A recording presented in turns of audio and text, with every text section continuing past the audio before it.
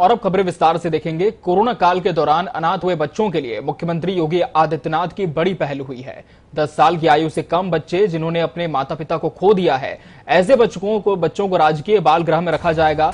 उनके केयरटेकर को अनाथ बच्चों की देखभाल के लिए 4,000 रुपए प्रतिमाह दिए जाएंगे। मथुरा, लखनऊ, प्रयागराज, आगरा, रामपुर के बाल गृहों में ऐसे बच्चों को व्यवस्थाएं दी जाएंगी। अवयस्क बच्चियों की देखभाल और पढ़ाई के लिए कस्तूरबा गांधी बालिका विद्यालय में रखा जाएगा। यूपी सरकार अनाथ बालिकाओं की शादी के लिए सरकार 1,01,000 की सहायता राशि भी उपलब्ध कराएगी।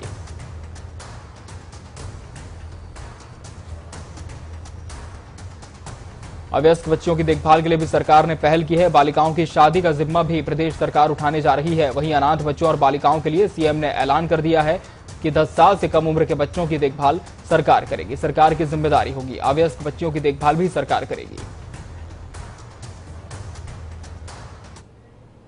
वहीं आज मुख्यमंत्री आवास में हाई लेवल बैठक हुई। बैठक में मुख्यमंत्री योगी आदित्यनाथ के अलावा संगठन मंत्री सुनील बंसल भी मौजूद रहे। Deputy CM Keshav Prasad Maurya, deputy CM Dinesh Sharma, प्रदेश अध्यक्ष स्वतंत्र देव सिंह भी बैठक का हिस्सा रहे। उत्तर प्रदेश में होने वाले जिला पंचायत अध्यक्ष और ब्लॉक प्रमुख के चुनाव को लेकर सीएम आवास पर हुई इस बड़ी बैठक के कई मायने हैं। मुख्यमंत्री योगी आदित्यनाथ लगातार बैठकें लेते जा रहे हैं और कहीं ना कहीं आज भी जो हाई लेवल बैठक हुई है इसके कई मायने निकलकर सामने आ रहे हैं। इसमें प्रदेश अध्यक्ष भी मौजूद रहे। सीएम आवास पर यह हाई लेवल बैठक हुई है।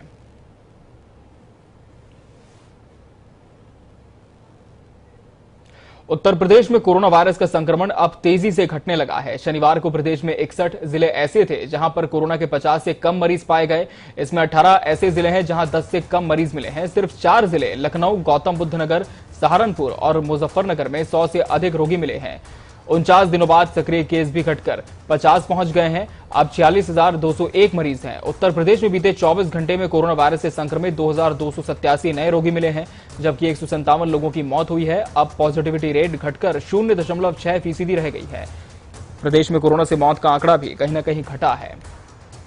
आपको बता दें कि नए केस जो थे वो 2,402 सामने आए थे। मौतें 159 हुई थी और 8,145 लोग ठीक हुए थे। यानी जो संक्रमितों का आंकड़ा है वो ठीक होने वालों से बहुत कम देखा जा रहा है।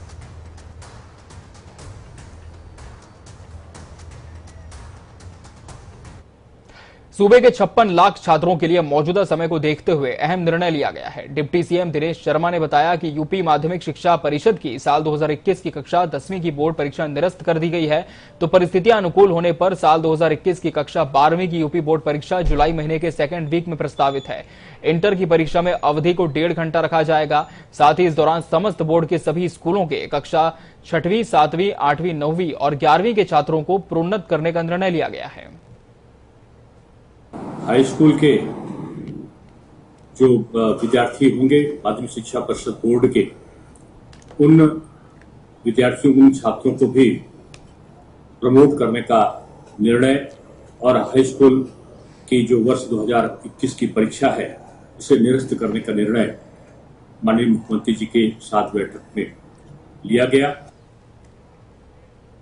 कोरोना वायरस संक्रमण से प्रभावित समाजवादी पार्टी के सांसद आजम खान की हालत नाजुक हो गई है। रामपुर से सांसद आजम खान का इलाज लखनऊ के मेदांता अस्पताल में जारी है।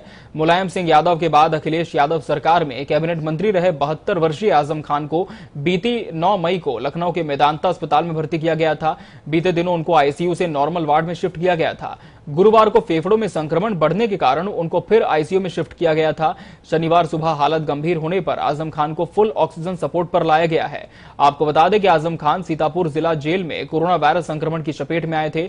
उसके बाद उनके बेटे पूर्व विधायक अब्दुल्ला आजम खान के साथ मेदांता अस्पताल में भर्ती कराए गए थे। 9 मई को कोरोना पॉजिटिव होने के बाद अब्दुल्ला आजम खान को इसके कहर से उबार लिया गया था, लेकिन आजम खान की हालत अब गंभीर हो गई है।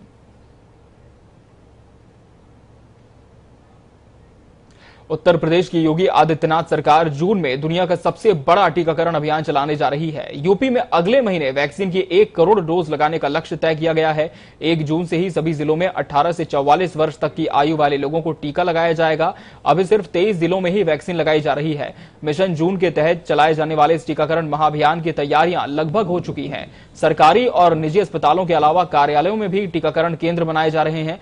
अपर मुख्य सचिव नवनीत सहगल ने बताया कि जून में वैक्सीन की 1 1 करोड़ डोज लगाने का लक्ष्य है। जुलाई में इसे और बढ़ाने की कोशिश की जाएगी।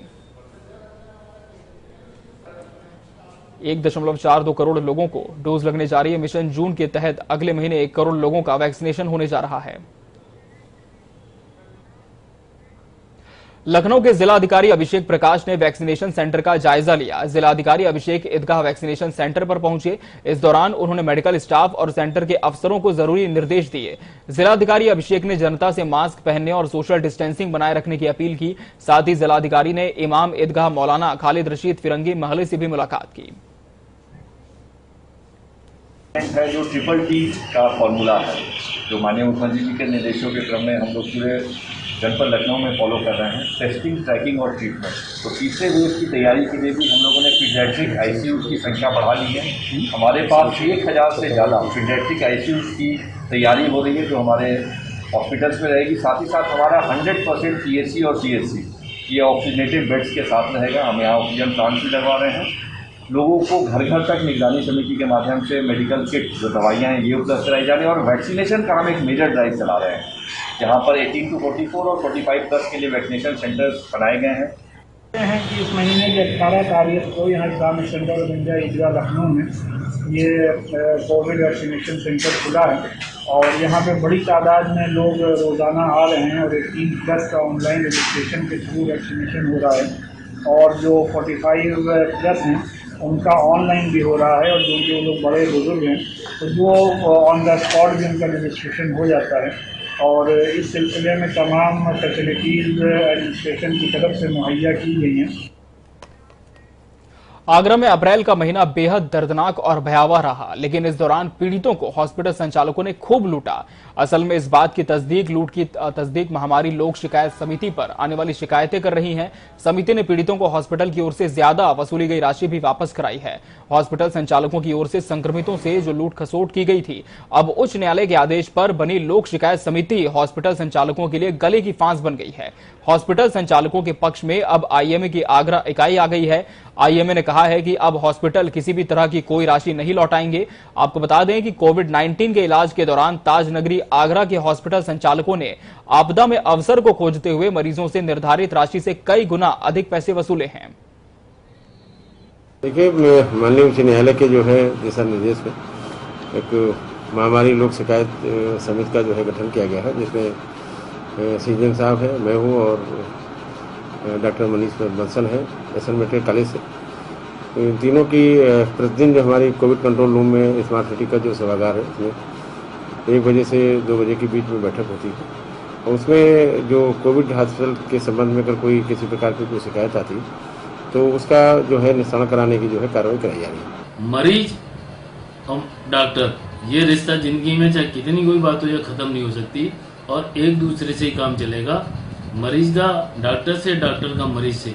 तो इस सारे रिश्तों को सोचते हुए एक ग्रीवेंस कमेटी में बनाई थी और हमारी ग्रीवेंस कमेटी कल भी और आज भी सारी जितनी इस तरह की विवादित बिल्स हैं उनको बहुत शांतिपूर्ण से लेगी और उनका गहन अध्ययन करके निपटारा भी करेगी। योगी सरकार ने हाल ही में जनप्रतिनिधियों से अपील की थी कि वो अपने क्षेत्र में लोगों को सुविधा देने के लिए आगे आएं। इसी क्रम में योगी कैबिनेट में मंत्री मोहसिन रजा ने लखनऊ के लिए विधायक निधि से दान किया है। मंत्री ने शताब्दी हॉस्पिटल लखनऊ में ऑक्सीजन प्लांट के लिए अपनी विधायक निधि से 30 लाख रुपए की स्वीकृति दी है।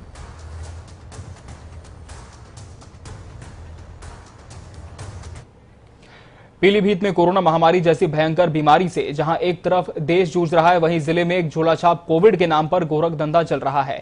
शहर से 25 किलोमीटर दूर जराकोठी गांव में शहर के वल्लभ नगर कॉलोनी का रहने वाला नवीन कुमार शुक्ला लंबे समय से बालाजी फार्मा के नाम से क्लिनिक खोल रखा है। उसने अपने बोर्ड पर BPH और BAMS डिग्री का उल्लेख किया है, जबकि उसके पास कोई डिग्री मौजूद नहीं है। कोरोना संक्रमण शुरू होने के बाद उसने वहां सामान्य मरीजों के साथ कोरोना के मरीजों का भी इलाज शुरू कर दिया। कोरोना की जांच हो या फिर इंजेक्शन, झोलाछाप कम से कम एक मरीज से 30 और अधिकतम 70,000 रुपए तक वसूलता है। जनता टीवी की टीम ने पिछले 4 दिनों में मरीज बनकर इसकी पड़ताल की तो उसने टीम को भी L2 कोविड अस्पताल का डॉक्टर बताते हुए कोरोना का इलाज करने की बात कही। उसकी क्लिनिक में एलोपैथी दवा के साथ जांच करने वाले उपकरण भी मौजूद दिखे। अफसरों के निर्देश पर टीम ने क्लिनिक को सील करते हुए सामान को कब्जे में लिया है। फिलहाल झोलाछाप डॉक्टर से पूछताछ जारी है। लोगों की शिकायत थी कि ये कोरोना पे कोविड पॉजिटिव पेशेंट का इलाज कर रहे हैं, जिसमें लोगों का कहना था ये रेमडेसिविर वगैरह दवाई जो है ये लोगों को गुमराह करते हैं कि हम जो है रेमडेसिविर यहाँ पर दे रहे हैं और बताते हैं कि हम जो है L2 में काम करते हैं इस तरह का। तो मुख्य चिकित्सा अधिकारी हैं उनके निर्देशन से हम लोगों ने निरीक्षण किया। LDM साहब, मैं DI मैडम और डॉक्टर मनोज कुमार होम्योपैथिक यहाँ पर देखा गया था। इनके पास ना तो कोई डॉक्टर की डिग्री थी, इनके पास फार्मासिस्ट का डिप्लोमा है। बाकी इंजेक्टेबल वगैरह यहाँ पे मिले हैं और बाकी एक नेबुलाइजेशन मशीन मिली है और उनको एक पेशेंट भी बैठा हुआ था जो कि 2-3 दिन से बीमार था, उनको ये इलाज कर रहे हैं, जबकि इनका कोविड जाँच ही नहीं हुई है। तो इसी वजह से इनके पास कोई डिग्री नहीं थी, इनको सीज किया जा रहा है। कोरोना काल में बार बार एक सवाल सबके जहन में आता है। सवाल यह है कि क्या जो चुनाव कोरोना के तमाम हालातों को दरकिनार करके कराए गए वो उचित थे? अगर थे तो जनता क्या चाहती थी? एक सर्वे के आंकड़े सामने आए हैं जो बहुत कुछ कह रहे हैं।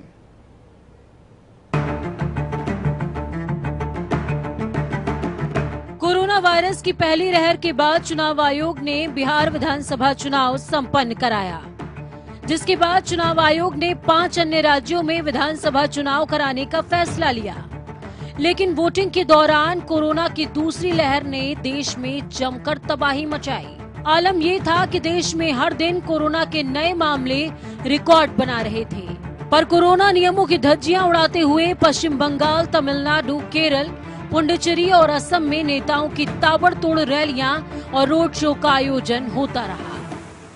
रैलियों में लोगों का हुजूम उमड़ा, तो वहीं दूसरी तरफ आबादी के लिहाज से देश के सबसे बड़े सूबे उत्तर प्रदेश में चुनावी साल से ठीक पहले पंचायती चुनाव कराए गए। इसे विधानसभा चुनाव के सेमीफाइनल के तौर पर देखा जा रहा था। इसके नतीजों को लेकर सभी राजनीतिक दलों ने जी जान लगा दिए। लेकिन सबसे बड़ी बात ये कि कोरोना की दूसरी लहर के दौरान ये चुनाव संपन्न कराए गए। पंचायत चुनाव के बाद कोरोना महामारी की दूसरी लहर ने यूपी में भी जमकर तबाही मचाई। शहर के अलावा इस बार गांवों में भी हालात बद से बदतर हो चले। हालांकि राज्यों में होने वाले विधानसभा चुनाव और पंचायत चुनावों को टालने की मांग लगातार इस दौरान उठती रही, लेकिन इसका कोई असर नहीं हुआ। ऐसे में सबसे बड़ी बात ये कि आखिरकार कितने प्रतिशत लोग पंचायत चुनाव कराए जाने पर सहमत हैं और कितने असहमत। सी वोटर का सर्वे कहता है कि शहरी आबादी का 62% हिस्सा चाहता था कि चुनावों को टाल दिया जाए, जबकि ये आंकड़ा ग्रामीणों में 60% का रहा। जबकि शहरी आबादी के महज 27% लोगों का मानना था कि चुनाव कराए जाने चाहिए और ग्रामीण क्षेत्रों में ये संख्या 28% थी। सर्वे के आंकड़ों से ये साफ है कि बड़ी संख्या में जनता चुनाव टालने की पक्षधर रही थी। इन आंकड़ों के मायने ये हैं कि विधानसभा चुनाव और पंचायत चुनाव सरकार को भारी पड़े।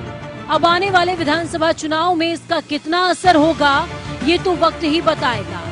लेकिन जनता की मर्जी के खिलाफ कराए गए इस पंचायत चुनाव का परिणाम आज हमें शमशान घाट पर जलती चिताओं और नदियों में बहती लाशों के तौर पर देखने को मिला, क्योंकि कोरोना काल ने जो मंजर इस बार दिखाया वो मंजर सोच से परे था।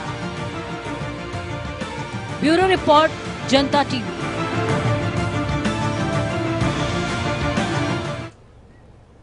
उत्तर प्रदेश में सहकारिता विभाग का भंडारण निगम में भ्रष्टाचार को लेकर चर्चाओं हुई। सपा की सरकार में हुई नियुक्तियां फर्जी होने का आरोप लगा। फिलहाल इस मामले पर एसआईटी ने केस दर्ज कर मामले की जांच शुरू कर दी है। तत्कालीन पूर्व एमडी ओंकार सिंह यादव समेत 6 लोगों पर एसआईटी ने केस दर्ज कर जांच शुरू की है। विभाग के कई अन्य अधिकारियों के साथ नेताओं की पूछताछ भी हो सकती है। दरअसल समाजवादी पार्टी सरकार के कार्यकाल में सहकारिता के तमाम विभागों में हुई 2324 पदों पर भर्ती घोटाले में एसआईटी द्वारा भंडारण निगम में हुई भर्ती पर एफआईआर दर्ज कराई गई है। भंडारण निगम भर्ती घोटाले में दर्ज कराई गई एसआईटी की एफआईआर में तत्कालीन एमडी ओमकार यादव, सचिन भूपेंद्र सिंह के साथ तमाम अफसर भी शामिल हैं। देश में सहकारिता विभाग एक बार फिर सवालों के घेरे में है। 2012 में समाजवादी पार्टी की सरकार में भर्तियां हुई थी, जिनको लेकर घोटाले में कार्रवाई अब एसआईटी ने की है। पूर्व एमडी सहकारिता विभाग के समेत 6 लोगों पर एसआईटी ने मुकदमा लिखकर जांच शुरू कर दी है। अब देखना यह होगा कि एसआईटी उन तमाम कर्मचारियों को लेकर या फिर पूर्व के एमडी क्या कार्रवाई करती है। फिलहाल ये आने वाला वक्त ही तय करेगा। कैमरापर्सन आशीष कश्यप के साथ अनूप सिंह, जनता टीवी, लखनऊ। इसी के साथ इस बुलेटिन में फिलहाल इतना ही। दीजिए इजाजत। नमस्कार।